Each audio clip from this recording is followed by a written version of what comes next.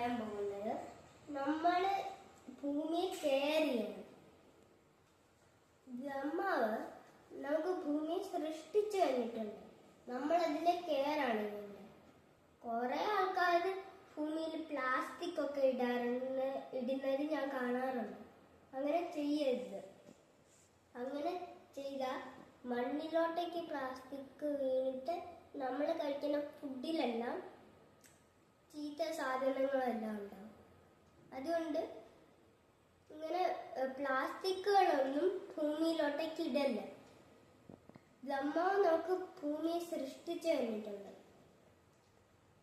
പിന്നെ വരാഹമൂർത്തി കൊമ്പ് കൊണ്ട് ഭൂമിയെ മാത്രമല്ല കോർത്തത്, കയ്യിൽ ഭൂമി ദേവി ഉണ്ടായിരുന്നു.